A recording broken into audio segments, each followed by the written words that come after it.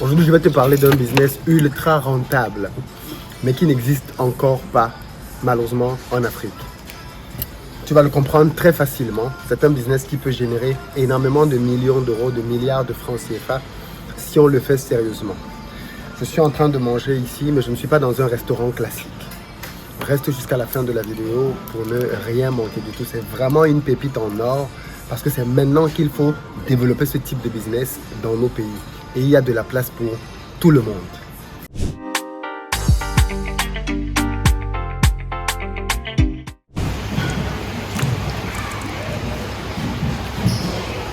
Aujourd'hui, je vais vous parler du business des aires d'autoroute. Ce sont des endroits indispensables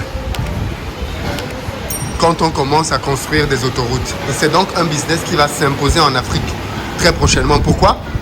Parce qu'en Afrique, on est en train de construire dans nos pays énormément d'autoroutes.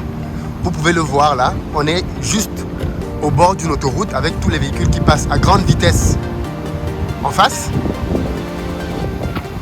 Et une aire d'autoroute, ce n'est rien d'autre que ça. Pour ceux qui ne savent pas ce que c'est une construction qui est accolée à une autoroute et qui permet aux voyageurs de faire une pause. Une pause qui peut durer le temps qu'on veut. Et le but donc, c'est de mettre dans cet endroit qui est accolé à l'autoroute toutes les fonctionnalités dont on a besoin quand on voyage. Par exemple, dans une aire d'autoroute comme celle qui est juste derrière moi, vous allez évidemment trouver de la restauration, parce que quand on s'arrête, c'est pour manger. Déjà, on peut avoir faim, donc on s'arrête pour manger. Mais ce n'est pas tout. Vous allez trouver du carburant. Je vais d'ailleurs aller à la station-service tout à l'heure pour remettre un peu de carburant. Vous allez trouver ici parfois des pharmacies. Pour ceux qui sont dans une urgence, dans certaines autoroutes, vous avez même des espaces de jeu pour les enfants, pour que ceux-ci puissent se dégourdir les jambes. Vous avez des toilettes qui sont gratuites et obligatoires. Vous avez, en plus des toilettes, la possibilité de gonfler vos pneus. Bref, l'idée dans ce genre d'espace, c'est de mettre toutes les commodités dont on a besoin quand on est un voyageur. Et quand on s'arrête comme ça, justement, vous voyez qu'il y a beaucoup de restaurants, du fast-food et même des plats beaucoup plus sains comme le resto dans lequel j'étais. Alors attention, toutes les aires d'autoroute n'ont pas tous les mêmes éléments. Il y en a qui ont plus ou moins d'éléments. Mais ce qu'on peut constater quand même, c'est que le principe de l'aire d'autoroute, c'est de créer un cadre sympathique pour les voyageurs. Est-ce que vous avez déjà essayé de voyager dans nos pays? Est-ce que vous avez déjà essayé de prendre la route dans nos pays? On sait tous qu'après 1h30, maximum 2 heures, il faut s'arrêter. 30 minutes avant de reprendre la route. En Afrique, aujourd'hui, on est en train de créer des autoroutes de plus en plus. Mais ce qu'on constate, c'est qu'il n'y a pas d'aire d'autoroute. Du coup, qu'est-ce que font les voyageurs? Quand les gens ont envie d'uriner, c'est très grave. Ils doivent rouler très longtemps. Parfois, ils s'arrêtent sur les bords de route au péril de leur vie pour uriner sur le bas-côté. C'est juste inacceptable. Inacceptable. Et malheureusement, certains font ça.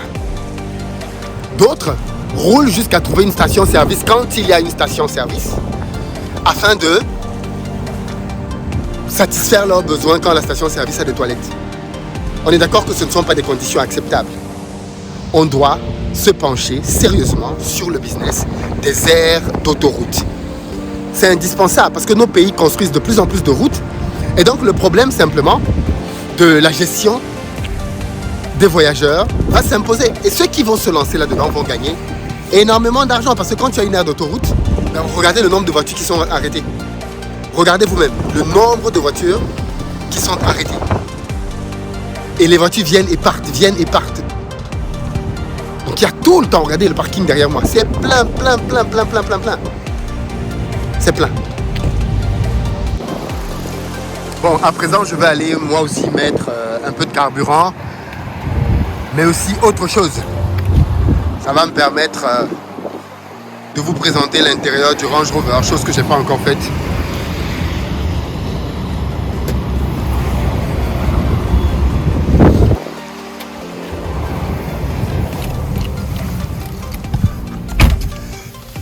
Alors, là, quand je démarre,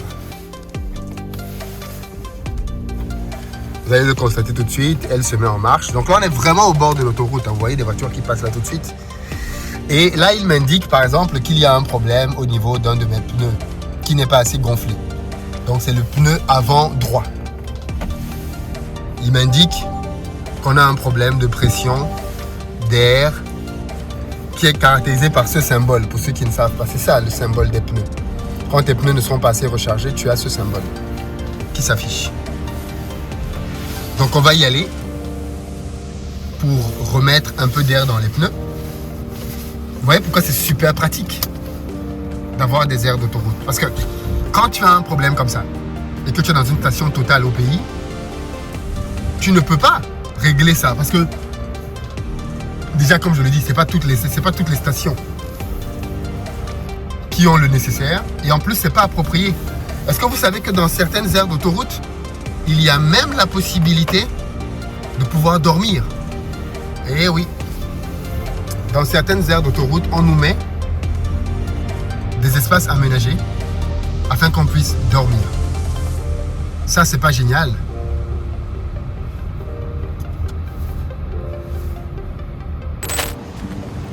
Donc là, me voilà à présent arrivé au niveau du gonfleur. Il est là et il est gratuit. On peut gonfler les pneus avec ça gratuitement. Bon, là j'ai l'impression...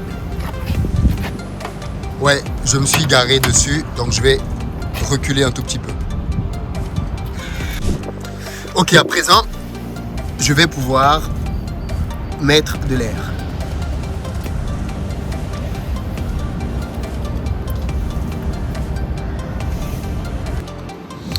Ok, maintenant c'est bon.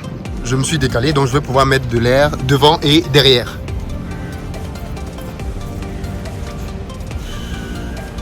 Bien évidemment, quand on met de l'air, on vient là pour suivre.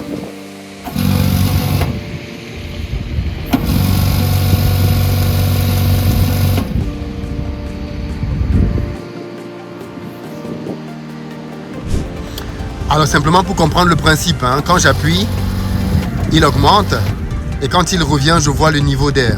Moi, je veux arriver ici à 2,31 pour les pneus avant et à 2,40 pour les pneus arrière. Donc là, vous avez le signe plus, là, vous avez le signe moins.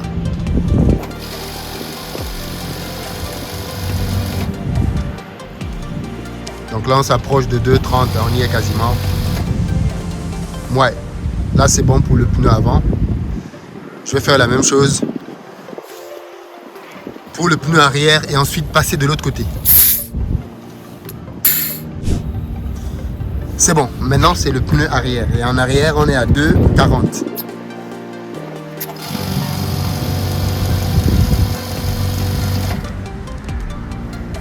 Voilà, là on est à 2,25.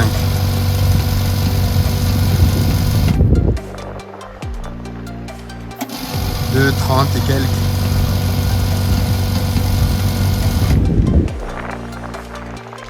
Ouais, là on est à 2,40. Donc c'est bon de ce côté. Je vais tourner le véhicule pour le mettre dans l'autre sens et gonfler les deux autres pneus et c'est bon. Alors tout à l'heure il y avait une mention, parce que là je viens de terminer. Il y avait une mention qui signalait. Alors là vous voyez, quand le véhicule s'allume, il contrôle les pneus et plein d'autres paramètres. Donc là maintenant, la mention qui nous disait qu'il fallait recharger les pneus s'en est allée parce que bien évidemment, on les a rechargés. Aussi simple que ça. Et donc maintenant, je vais aller simplement me poser pour mettre du carburant. Sinon, elle est vraiment très agréable à conduire. Vraiment, vraiment. Très, très, très agréable à conduire. C'est une expérience à vivre.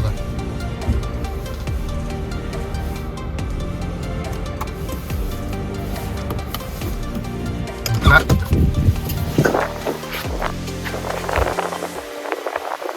vais mettre du carburant, les amis.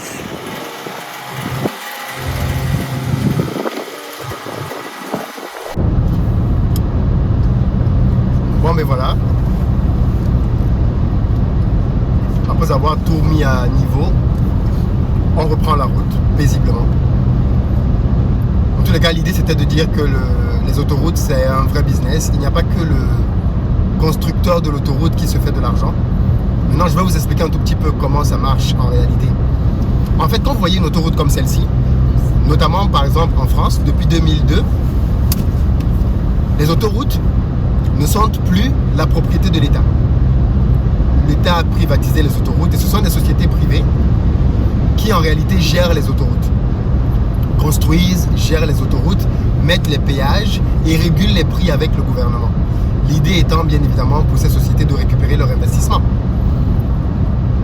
C'est une sorte de partenariat privé-public, public-privé, comme vous voulez.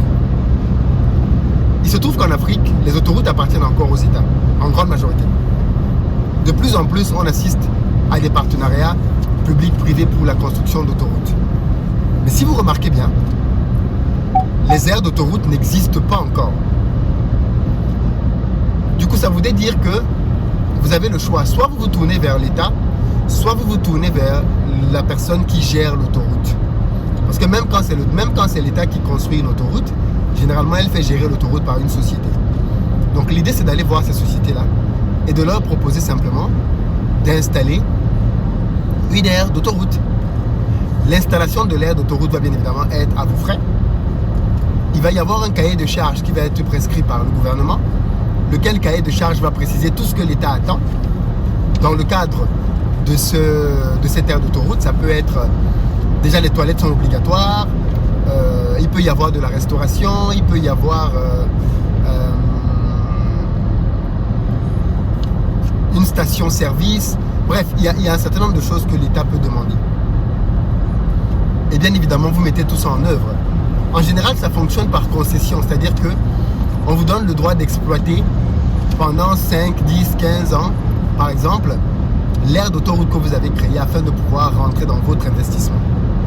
Dans tous les cas, les aires d'autoroute, c'est l'avenir. Plus on va construire des autoroutes en Afrique, et plus on aura besoin d'aires d'autoroute. Pensez-y bien.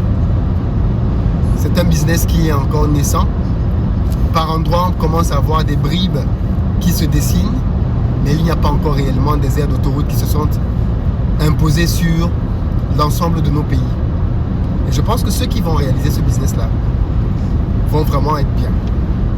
Donc pensez-y, réfléchissez à comment vous pouvez le faire, regardez les possibilités auxquelles vous avez accès en fonction des pays.